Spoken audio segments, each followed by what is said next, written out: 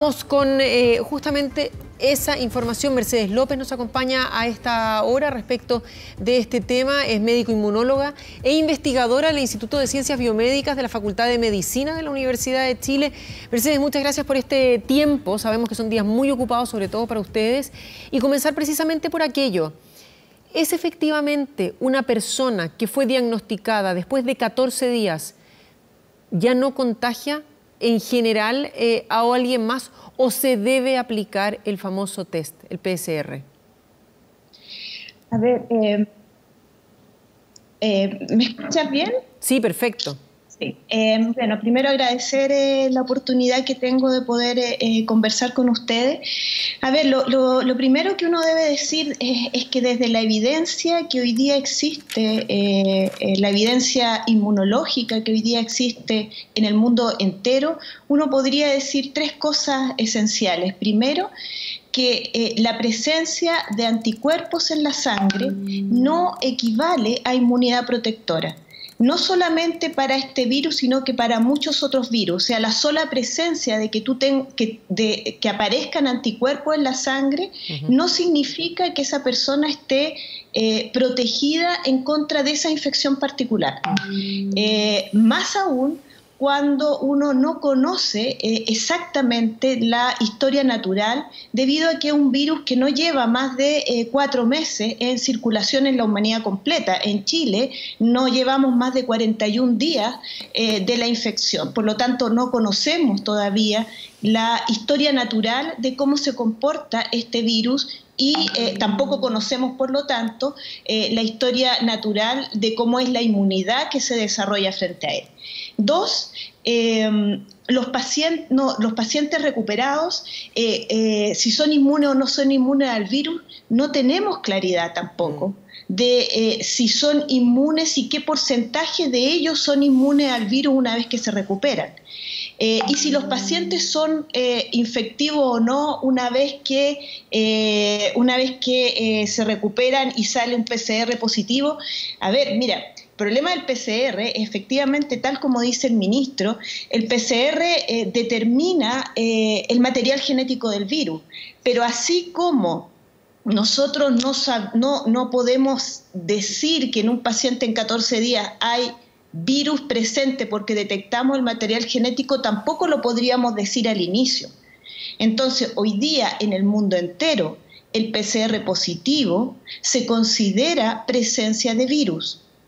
Si es contagiante o no es contagiante el paciente, eso depende de la historia natural de la infección.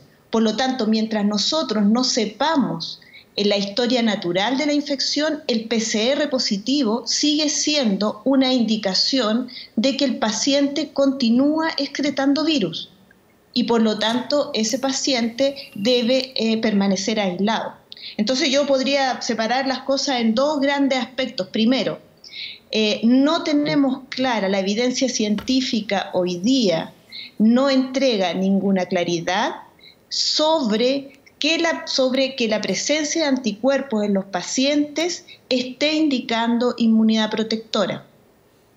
Segundo, hasta el momento lo que sabemos es que los PCR positivos indican presencia del virus y por lo tanto en una infección aguda toda PCR positiva debe considerarse como un paciente que está eventualmente infectado. A ver, entonces, para tenerlo bien claro, para poder dar de alta a una persona, sí o sí se necesita un PCR negativo. Y entiendo que no solo uno, que en muchos países se hacen 2 en un transcurso de 24 horas. ¿Correcto o no? Exactamente, sí. Por lo menos en la mayor parte de los países, para considerar a un paciente recuperado, se están solicitando 2 PCR de salida.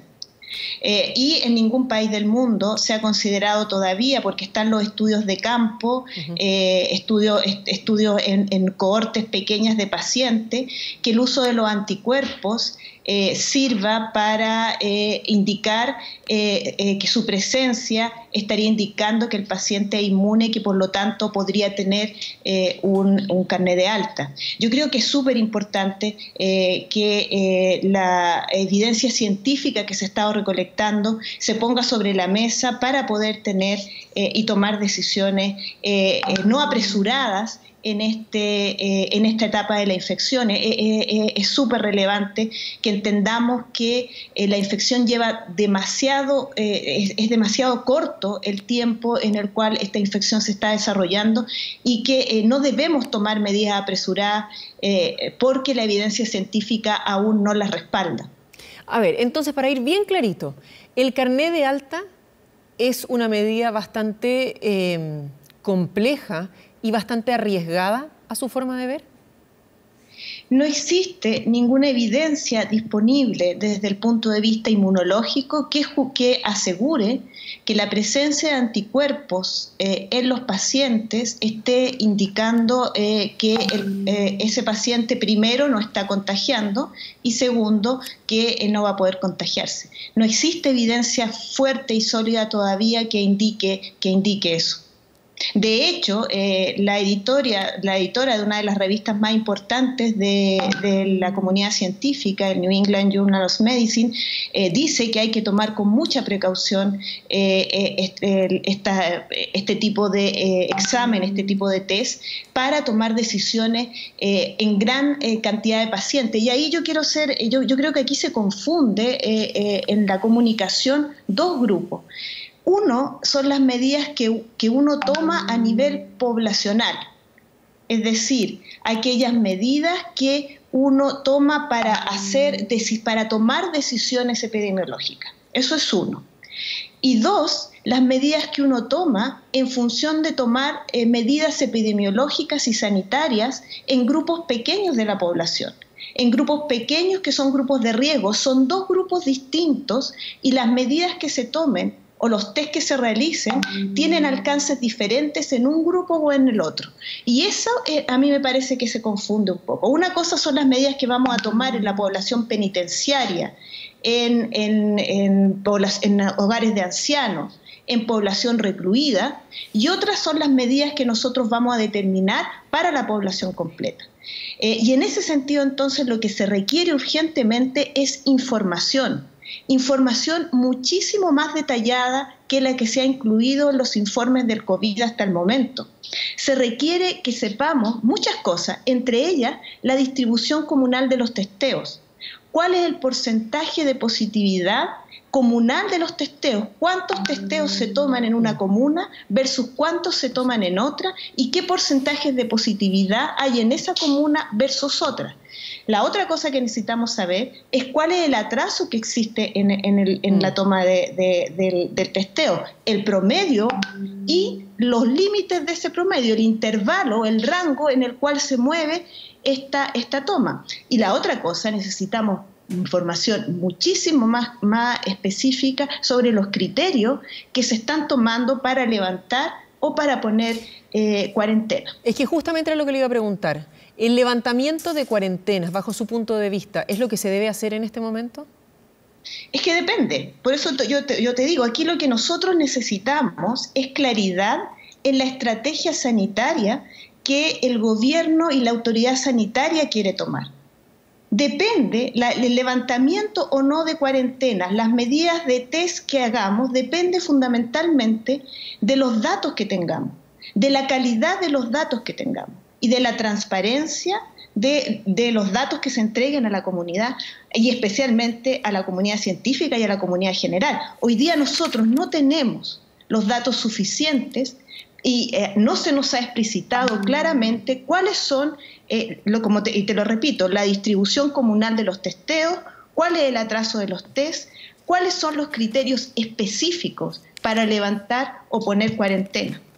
Y porque además tenemos en nuestro país una situación que es bien notable y es las desigualdades en las cuales esta pandemia se está expresando.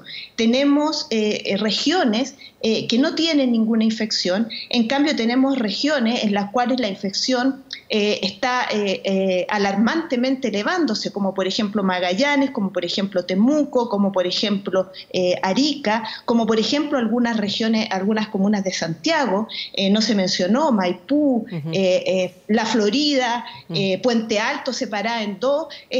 esas cosas, ese tipo de información, la información que subyace sobre esas definiciones, debe obviamente ser transparentada.